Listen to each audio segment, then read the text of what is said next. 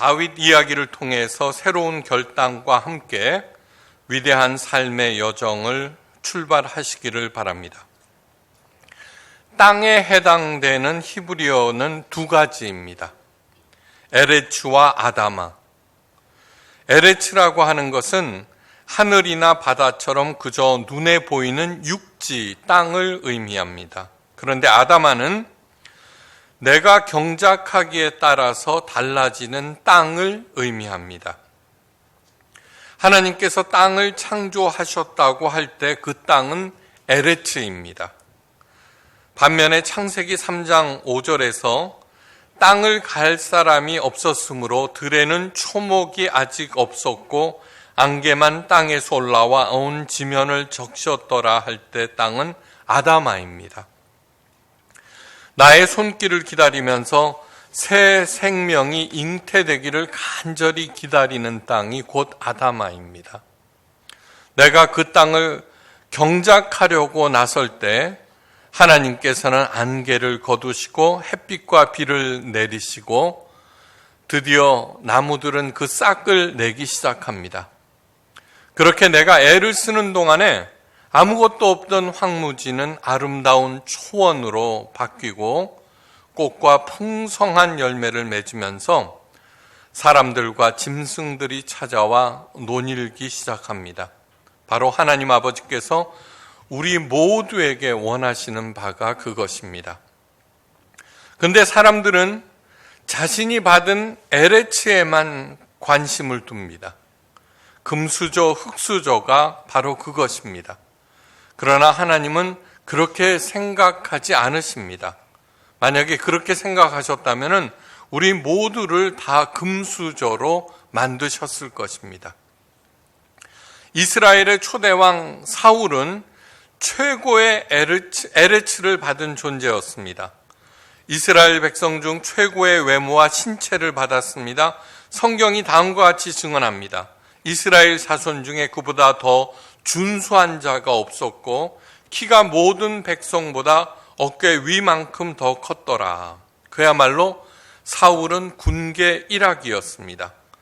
능력과 지략 또한 뛰어났습니다. 문자 그대로 최고의 금수저였습니다. 그러나 그는 자신의 아다마를 제대로 경작하지 못했습니다. 그래서 가시나무와 엉겅퀴가 자신뿐만 아니라 왕임으로 온 나라를 뒤덮기 시작하였습니다. 그래서 하나님께서는 그를 버리시고 새로운 왕을 세우라고 사무엘을 이새의 집으로 보내셨던 것입니다. 이새는 자신의 아들들 7을 사무엘에게 보여주었으나 하나님으로부터는 아무런 응답이 없었습니다. 이상하게 여긴 사무엘이 이새에게 물었습니다. 내 아들들이 다 여기 있느냐? 이에 이새가 대답합니다. 아직 막내가 남았는데 그는 양을 지키나이다. 여기서 주목해야 하는 단어는 막내입니다. 히브리어로 하카톤이라고 하는데 그 뜻은 하찮은 별 볼 일 없는 이라는 뜻입니다. 막내는 가장 사랑을 받는 귀염둥이일 수도 있습니다. 그때 우리 막둥이라고 부릅니다. 하지만 아버지 이새는 막내를 하카톤이라고 불렀습니다. 사무엘은 당시 이스라엘의 사사였습니다. 사사는 최고의 권위를 가진 존재. 그런 사무엘이 자신의 집을 방문하여 아들을 보겠다면 모든 아들들을 불렀어야 마땅한데 그러나 아버지는 막내 다윗은 제외하였습니다. 보나마나 뻔하다, 봐봤자라는 그런 뜻입니다. 당시 이스라엘에서 양치기는 가장 낮은 존재였습니다. 예수님 탄생 때 하나님께서 가장 먼저 목동들에게 천사를 보내서 예수님 탄생 소식을 전하신 이유도 목동들이 하찮은 별 볼 일 없는 하카톤들이었기 때문입니다. 아버지 이새도 막내 다윗을 너는 이런 중요한 자리에 나타나지 않아도 된다. 들에서 양이나 보고 있거라. 그렇게 생각한 것입니다. 그런데 깊이 생각해 보면은 우리 모두 다 하카톤들입니다. 하찮은 존재, 별 볼 일 없는 존재들입니다. 아무리 대단한 업적을 이루었다고 해도 인간인 이상 하카톤입니다. 그럴진데 별 업적을 남기지 못한 우리 보통 사람들은 당연히 하카톤들입니다.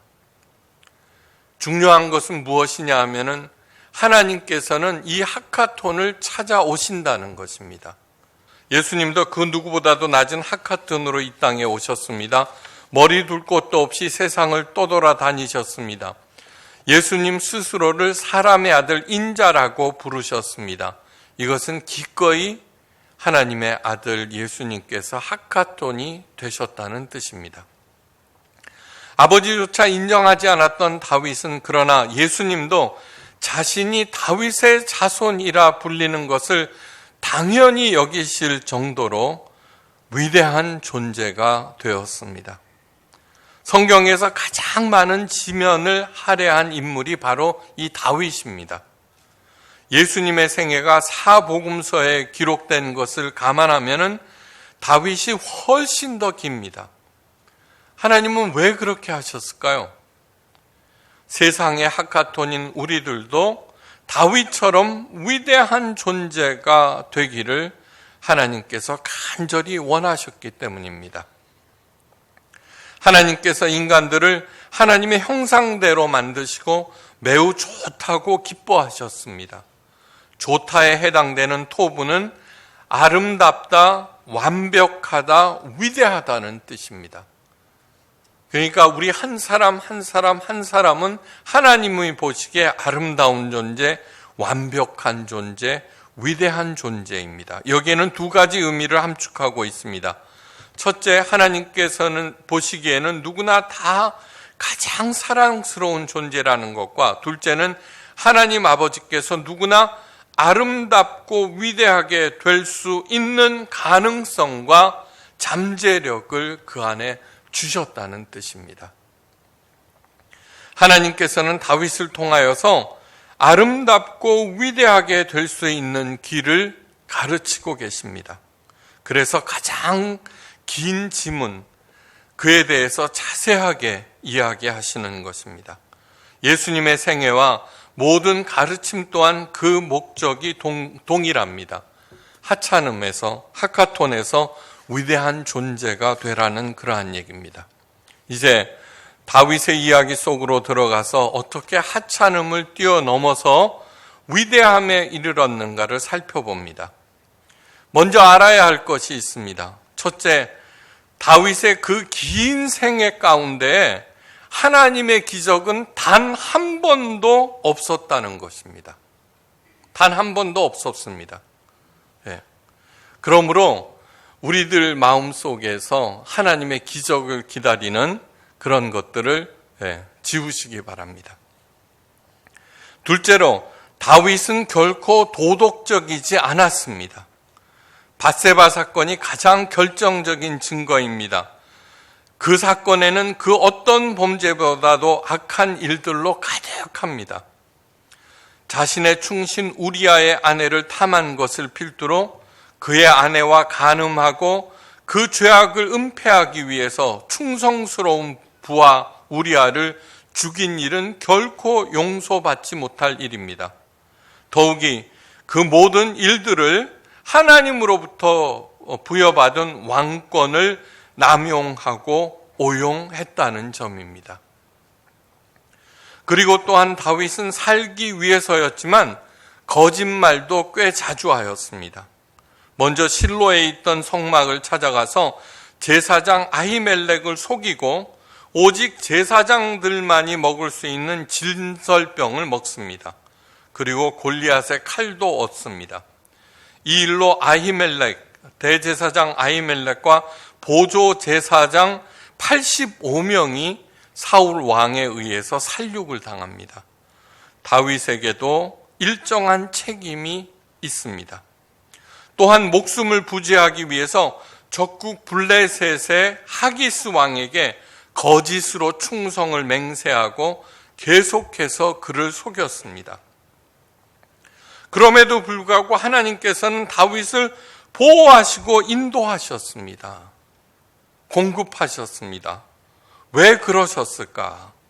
우리가 다윗에게서 배울 점은 과연 무엇인가입니다. 이를 알기 위해서는 멀리 골리앗과 대치하고 있던 엘라 골짜기로 가야 합니다. 골리앗이 이끄는 막강 블레셋 군대 앞에서 이스라엘 왕 사울과 군대들은 벌벌 떨고 있었습니다.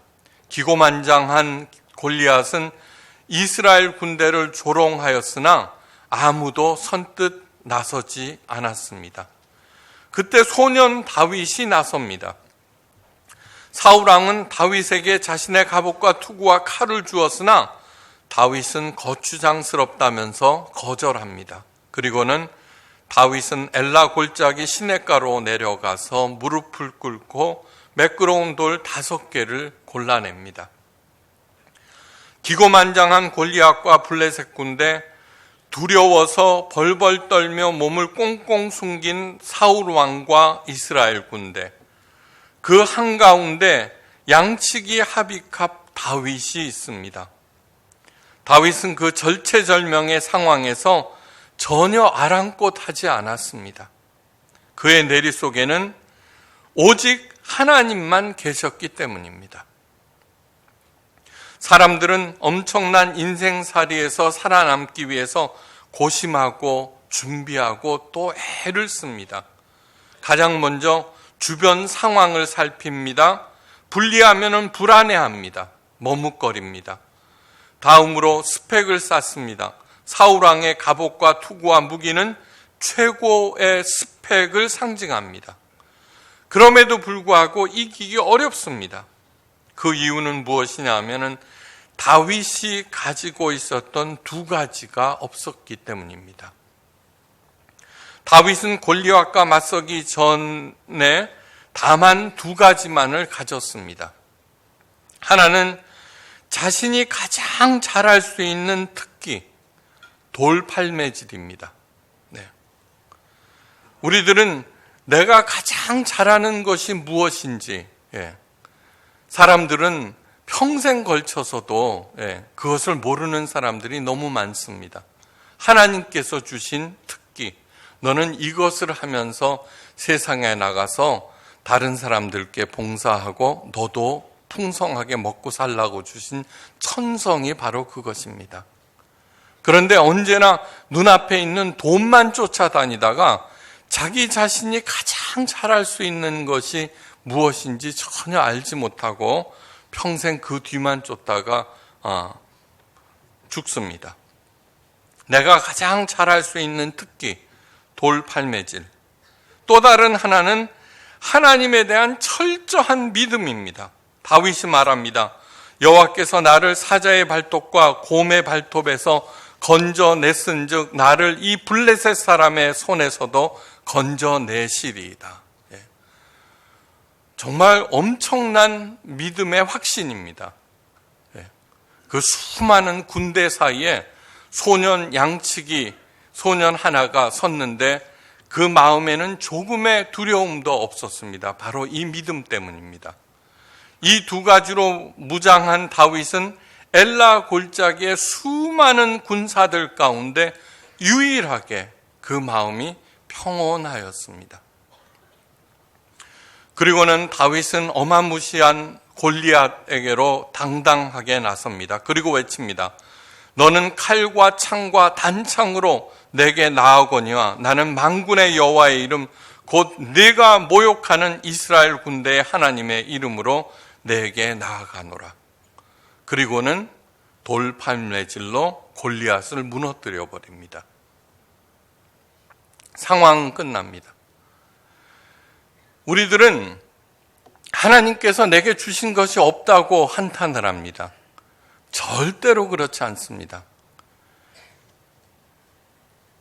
우리 부모들도 자기의 자녀들을 멀리 여행 보낼 때 부모가 해줄 수 있는 최선의 것을 다해서 준비를 시킵니다. 우리 인간들도 그럴진데 하나님께서 우리를 이 지구로 보내실 때 준비를 왜 안 시키겠습니까? 그것을 찾아내셔야 합니다. 하나님에 대한 굳건한 믿음과 변찮는 사랑, 하찮은 다윗이 위대함으로 나가는 유일한 받침대임을 잊지 마셔야 합니다. 세상은 점점 그렇게 변해갑니다.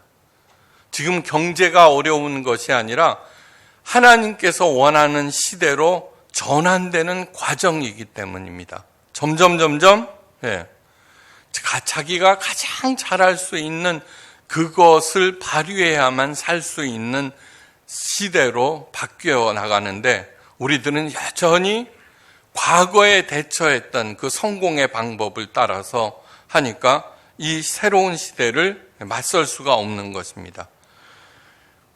하나님에 대한 굳건한 믿음, 그리고 하나님에 대한 변함이 없는 사랑, 이것이 다윗에게서 우리가 반드시 배우고 갖춰야 할 점임을 잊지 마십시오. 다윗은 그래서 어떠한 상황에서도 하나님께 올바로 반응할 수 있었습니다. 사울왕은 거에게 현상금을 붙이고 군대 3,000을 풀어서 추격합니다. 그 시간이 무려 10년입니다. 10년. 1년 동안 단 한 명만 따라댕겨도 있죠. 정말 골치 아플 텐데 3,000을 풀어서 거에게 현상금을 붙이고 왕이 친히 10년 동안을 추적합니다. 도저히 상상할 수 없는 그런 상황입니다. 그러나 다윗은 그것을 하나님께서 하신 일로 받아들였고 그리고 견뎌냈습니다. 다윗은 사울의 칼을 피해서 엔딕의 광야로 도망칩니다. 광야, 모세도 광야로 갑니다. 이집트를 탈출한 이스라엘 백성도 광야로 갑니다. 이세벨의 칼을 피해 엘리야도 광야로 갑니다. 예수님도 광야에서 시험을 받습니다. 이 모두가 다 하나님의 처사입니다. 광야에서 이 사람들은 하나님과 독대를 합니다. 광야는 하나님 아버지와 독대하는 지성소입니다. 광야는 내가 애쓴다고 소득이 생기는 곳이 아닙니다. 오로지 하나님만을 의지할 수밖에 없는 곳. 그래서 광야는 둘도 없는 가장 거룩한 지성소입니다. 그곳에서 하찮은 존재가 존귀한 하나님의 제사장으로 훈련받고 성장하고 마침내는 위대한 존재로 거듭나게 됩니다. 하나님의 사람들은 광야에서도 결코 하나님을 원망하거나 불평하거나 자신의 뜻을 앞세우지 않았습니다. 우리가 사는 세상도 역시 광야입니다. 살아남기 어려운 것입니다. 그런데 가장 큰 문제는 하나님의 독대를 방해하는 수많은 것들이 있다는 것, 거기에 눈과 정신이 팔리고 생명과 에너지를 탕진하면서 하찮은 존재에서 벗어나질 못합니다. 또한 내게 닥친 어려운 일들에 대해서 원망하고 불평하고 탓하느라고 여전히 하찮은 존재에서 벗어나질 못합니다. 하나님만을 의지하는 삶, 하나님께 올바로 반응하는 삶이 바로 다윗을 통해 하나님께서 우리들에게 가르치시기를 원하는 삶입니다. 하나님만을 의지한다는 것은 첫째, 그분의 처사에 모든 것을 맡기고 좋은 일이든 나쁜 일이든 모두 하나님께서 내게 행하시는 일로 인정하는 일입니다. 그렇게 할 때 당연히 나쁜 일도 감내하게 됩니다. 하나님뿐만 아니라 사람들이나 상황도 원망하지 않습니다. 다윗은 광야에서 모진 고생을 하면서도 원인 제공자였던 사울왕을 2번이나 살려줍니다. 그 이유는 무엇이냐 하면은 사울왕은 하나님께서 기름 부은 왕이었기 때문입니다. 이것은 하나님의 주권적 행동을 어떤 경우에도 인정했다는 것입니다. 그러기에 고난과 고통은 다윗의 삶을 초라하게 만드는 것이 아니라 오히려 더 깊고 풍성하게 만들었습니다. 이 기쁨과 풍성함이 더해질 때 위대함은 더욱 빛을 발합니다. 모든 일을 하나님의 처사로 받아들였 했다는 다윗의 증거는 아들 압살롬에게 왕위를 빼앗기고 목숨을 부지하기 위해서 도망치는 다윗에게 사울 왕의 친족인 시므이가 침을 뱉고 돌까지 던지며 다윗을 저주하였습니다. 그때 동행하던 장군이 그를 죽이려 하자 다윗이 그 장군에게 말합니다. 내 아들도 내 생명을 해치려 하거든 하물며 이 베냐민 사람이랴. 여호와께서 그에게 명령하신 것이니 그가 저주하게 내버려 두라. 아들까지 자기를 죽이려고 하는 상황, 그 처량한 자신에게 침뱉으며 돌멩이 던지며 저주까지 하는 그 상황에서도 그것을 하나님께서 명령하신 것으로 받아들였다는 것입니다. 그렇게 함으로써 그의 위대함은 더욱더욱 빛을 발하게 됩니다. 둘째로 오직 하나님만 의지한다는 것은 하나님께만 지혜를 구하고 이 상황에서 내가 어떻게 해야 할지를 묻는 것입니다. 하나님께서는 이에 반드시 응답하십니다. 설사 그것이 내 뜻과 맞지 않는다고 하여도 준행합니다. 준행에 해당되는 아샤는 행하고 듣는다는 뜻이라고 수도 없이 말씀드렸습니다. 셋째로 하나님께서는 그렇게 하고 있는 사람들을 반드시 보호하시고 마침내 완성하십니다. 완성은 내가 하는 것이 아닙니다. 하나님께서 하시는 것이 완성입니다. 나는 그저 묵묵히 그분의 처사를 겸허히 인정하고 견디고 이겨내고 내게 맡겨진 일을 그저 죽게 하듯이 하는 그러한 일입니다. 행여 종교 행위를 열심히 해서 하나님께서 나를 봐주시겠지 하는 허황된 생각은 이제 멈추시기를 바랍니다.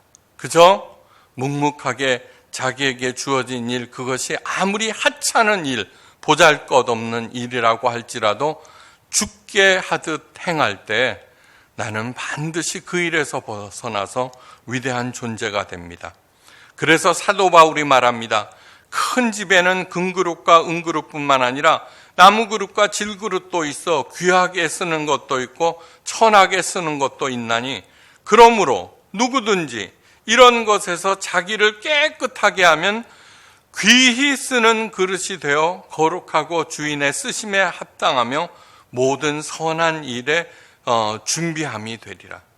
여기에서 선하다는 것은 늘 말씀드리는 에이레네를 말합니다. 하나님과 하나가 될 때 나는 어떤 상황에서도 평안하게 됩니다. 그리고 그 일들을 열심히 묵묵히 행할 때 마침내 번영하게 된다는 에이레네보. 상황과 사랑과 세상 풍조에 휘둘리지 않는 사람이 깨끗한 사람입니다. 오로지 하나님께만 반응하고 의지하는 사람이 깨끗한 사람입니다. 나는 하카톤, 하찮은 질그릇입니다. 그러나 깨끗한 하카톤입니다. 그래서 사도 바울이 말합니다. 어두운 데서 빛이 빛이라 말씀하셨던 그 하나님께서 예수 그리스도의 얼굴에 있는 하나님의 영광을 아는 빛을 우리 마음에 비추셨느니라. 우리가 이 보배를 질그릇에 가졌으나 이는 심히 큰 능력은 하나님께 있고 우리에게 있지 아니함을 알게 하려 하심이라. 고린도후서 4장 6절에서 7절 말씀입니다. 내 질그릇에 하나님에 대한 사랑과 굳건한 믿음을 가득가득 담으시기를. 그래서 나는 하나님의 위대한 동력자가 되고 하나님께서 우리 모두 크게 쓰셔서 삶의 각 분야에서 풍성한 열매를 거두는 위대한 하나님의 자녀들이 되시기를 주의 이름으로 축원합니다.